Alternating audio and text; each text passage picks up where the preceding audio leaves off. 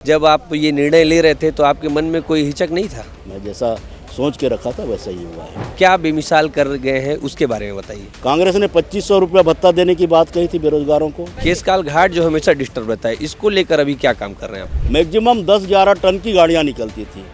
आज उस घाट से केसकाल के क्षेत्र के लोगों के लिए क्या करना चाहते हैं और आपका रोड मैप कैसा है आने वाले समय के लिए?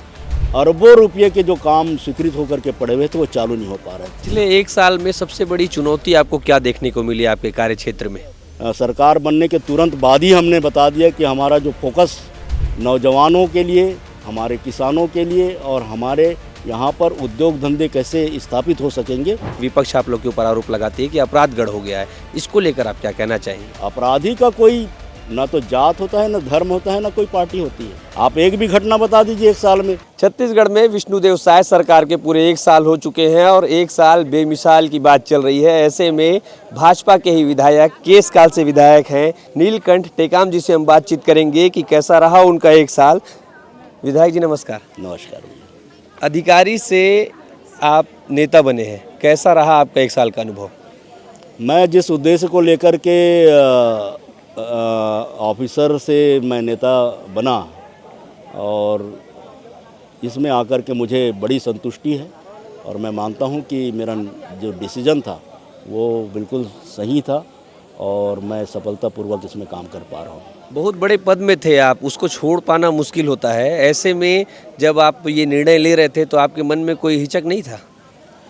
देखिए, बचपन से ही ये सब चीज़ मेरे लाइफ का एक पार्ट हुआ करता था। मैं कॉलेज में भी काफ़ी स्टूडेंट लीडरशिप में रहता ही था। फिर आगे चल के मेरा जो सामाजिक गतिविधियां थी वो चल ही रहा था। तो इसलिए मैं ऐसा मानता हूं कि कोई बहुत नया कुछ नहीं हुआ है। मैं जैसा सोच के रखा था वैसा ही हुआ है। पूरे एक साल हो गए हैं, एक साल बेमिसाल की बात आप लोग कर रहे हैं। क्या बेमिसाल कर गए हैं उसके बारे में बताइए। देखिए, जब हम लोग चुनाव में गए थे तो हमने 2-3 तरह के कमिटमेंट किए थे। मुझे उसको दोहराना मैं ज़्यादा उचित नहीं समझूंगा, लेकिन वादे करना चुनाव के समय एक अलग चीज़ होता है। जैसा कि कांग्रेस ने कहा, कांग्रेस ने 2500 रुपया भत्ता देने की बात कही थी बेरोजगारों को, लास्ट तक के नहीं दिए, चुनावी ईयर में दिया। 500 रुपया महिलाओं को देने की बात कही थी, लास्ट तक के नहीं दिया और उसी की वजह से उनका नैया भी डूब गया। ऐसे बहुत सारे वादे जो है कांग्रेस ने किए। गरीबों के साथ जितना बड़ा अन्याय प्रधानमंत्री आवास योजना को लेकर के कांग्रेस ने किया है, मैं समझता हूँ इतिहास में कभी भी छत्तीसगढ़ में उनको माफ़ नहीं किया जाएगा। ये एक तरह से ऑफेंस है। उन सारी चीज़ों को आप देखेंगे, सरकार बनने के रिकॉर्ड टाइम 3 महीने के भीतर 2 साल का बोनस, 3100 रुपया में धान खरीदी और 18 लाख प्रधानमंत्री आवास योजना की स्वीकृति। ये अपने आप में हम इसको बेमिसाल मानते हैं। इसके टक्कर में कभी भी कांग्रेस या कोई दूसरी पार्टी जो है और किसी भी राज्य में इतना तेज गति से इम्प्लीमेंटेशन करना संभव नहीं है। आप केसकाल से आते हैं और अगर केसकाल की बात हो और केसकाल घाटी की बात ना हो तो ये नाइंसाफ़ी हो जाएगी। केसकाल घाट जो हमेशा डिस्टर्ब रहता है, इसको लेकर अभी क्या काम कर रहे हैं आप लोग? देखिए, आपको पता है कि केसकाल घाट जब बनाया गया था वो अंग्रेज़ों का ज़माना था और उस समय गिनती की गाड़ियां वहां से निकलती थी।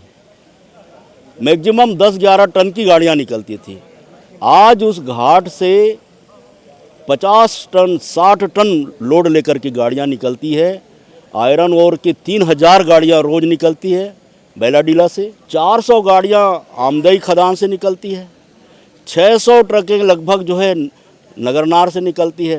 तमिलनाडु, आंध्रा, तेलंगाना, उधर की सारी गाड़ियां जो है वो इधर की तरफ आती हैं। यानी 1 सेकंड के लिए वो घाट जो है कभी फ्री नहीं रहता है। तो ऐसी स्थिति में वो एक हमारे लिए बहुत स्वाभिमान का जगह है और हमारे लिए हमेशा चिंतनीय जगह था। पिछले 10 सालों में कांग्रेस के विधायक वहाँ पर थे। उन्होंने एक भी बार गंभीरता से इस घाट के सुदृढ़ीकरण के लिए, इनके संरक्षण के लिए काम नहीं किया, सोचा भी नहीं। उसी का नतीजा था कि हम जब सरकार में आए तो सबसे बड़ा जो हमारे लिए एक माइनस हो रहा था वो यही घाट था। लेकिन आज की तारीख में जिस गति से जिस तत्परता से घाट के सुदृढ़ीकरण का काम चल रहा है, उसके ब्यूटिफिकेशन का काम चल रहा है, तो मैं आपको ये विश्वास दिलाता हूँ आपके चैनल के माध्यम से कि आने वाले 6 महीने के भीतर वो जो घाटी, जो फूलों की घाटी के नाम से जाना जाता है, बस्तर के एक तरह से एंट्रेंस पॉइंट है, प्रवेश द्वार है, वो अपना जो पुराना ख्याति है, पुराना जो उसका जो एक तरह से उसका जो अभिमान है घाट का, उसको हम फिर से लौटा करके देंगे। केस काल के क्षेत्र के लोगों के लिए क्या करना चाहते हैं और आपका रोड मैप कैसा है आने वाले समय के लिए? देखिए, बस्तर अब जो है हमको लगने लगा है, क्योंकि देश आज़ाद हुआ, आज़ाद होने के तुरंत बाद नक्सलाइट आ गए वहाँ पे। पिछले 40 सालों से हमारे लिए एक बहुत ज़्यादा जो है समस्या नक्सलाइटों का बना हुआ है। आज जाकर के लोगों को लगने लगा है कि 2026 में हम नक्सलाइट से पूरी तरीके से मुक्त हो जाएंगे, और उसके बाद फिर लोगों को नए सिरे से उनके लिए आजीविका का साधन जुटाना, उस क्षेत्र के एजुकेशन को, उस क्षेत्र के हेल्थ को, उस क्षेत्र के बेरोजगारों के लिए रोजगार और स्वरोजगार की व्यवस्था करना, उस क्षेत्र में खेती करने वाले लोगों के लिए लाइट पानी और इंतजाम करना।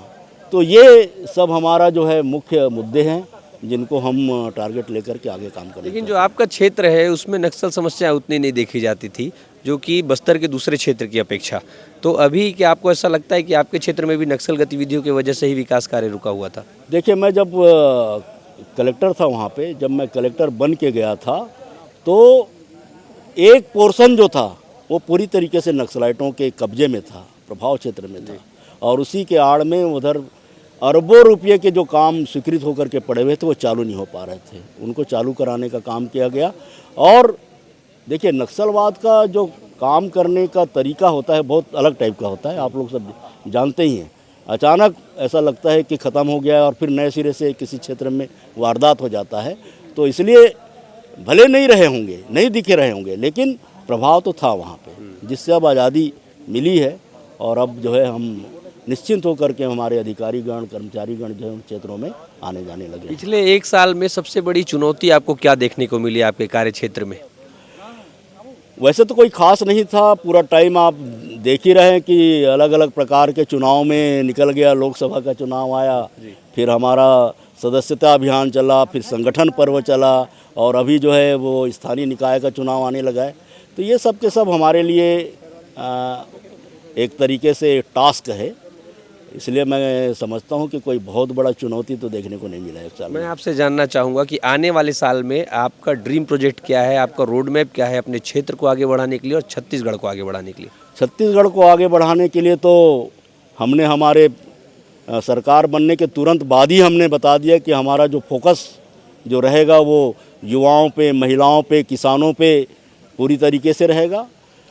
इसके अलावा जो नए टेक्निक जो आए हुए हैं हर क्षेत्र में, उनका हम कैसे ज़्यादा से ज़्यादा उपयोग कर सकते हैं, और हमारे नौजवानों के लिए, हमारे किसानों के लिए और हमारे यहाँ पर उद्योग धंधे कैसे स्थापित हो सकेंगे, इन सारी चीज़ों पर हमारा ज़्यादा फोकस रहेगा। और आने वाले साल में मैं अगर अपने विधानसभा क्षेत्र की बात करूं तो 132 किलोवाट का जो वहाँ पर सब स्टेशन बनना है, वहाँ पर जो केसकाल घाट के साथ साथ बाईपास बनना है, इसके अलावा जो है हमारे जितने भी कॉलेजेस वहाँ पर चल रहे हैं उनकी बिल्डिंगें नहीं हैं, वहाँ पर पीजी के कोर्सेस नहीं है, उस क्षेत्र में कोई बहुत बड़ा टेक्निकल एजुकेशन का सिस्टम नहीं है, हेल्थ का कोई बहुत बड़ा स्ट्रक्चर वहाँ पर नहीं है। जबकि आप जानते हैं कि उस रोड में आए दिन दुर्घटनाएं होती हैं, लोग मरते हैं। अकेले कोंडागांव ज़िले में 1 साल में 1500 लोग मर जाते हैं रोड एक्सीडेंट से। तो स्वास्थ्य के क्षेत्र में एक अच्छी सुविधा वहाँ पर हो, यही मेरा रहेगा। एक लास्ट में सवाल आपसे पूछना चाहूँगा कि बहुत ज़्यादा बात किया जा रहा है कि अपराध बढ़ गया है, आपराधिक क्षेत्र माना जाने लग गया है, मतलब विपक्ष आप लोग के ऊपर आरोप लगाती है कि अपराध गढ़ हो गया है, इसको लेकर आप क्या कहना चाहेंगे? देखिए, अपराध के बारे में कांग्रेस का कोई नैतिक अधिकार नहीं बनता है बात करने का। आपने अभी कुछ ही दिन मैं सोशल मीडिया में देख रहा था, एक जिम्मेदार विधायक नौजवानों को उकसा रही है कि चल करके कलेक्ट्रेट में घुसना है, वहाँ तोड़फोड़ करना है। उनके ऊपर FIR भी दर्ज करा दिया गया है। सवाल ही नहीं उठता है। लोग जो बोल रहे हैं ना कि अपराध बढ़ रहा है, वो एक्चुअल में ये कहना चाहते हैं कि अपराधियों को पकड़ने का जो रेशो है उसमें बढ़ोतरी हुई है। आप एक भी घटना बता दीजिए एक साल में जो घटना घटने के तुरंत बाद उसमें कोई कार्रवाई नहीं हुई हो। अपराधी पकड़ाए जा रहे हैं, लोगों को दबोचा जा रहा है। और कोई भी हो, अगर आप देखेंगे तो अपराधी का कोई ना तो जात होता है, ना धर्म होता है, ना कोई पार्टी होती है। और उस पर हमारा जो विष्णुदेव की सरकार है उसने बहुत बेहतरीन काम किया है। बहुत बहुत धन्यवाद विधायक जी। तो आप ये सुन रहे थे केशकाल विधायक से हमारी बातचीत आपको कैसी लगी हमें कमेंट करके ज़रूर बताइएगा। धन्यवाद।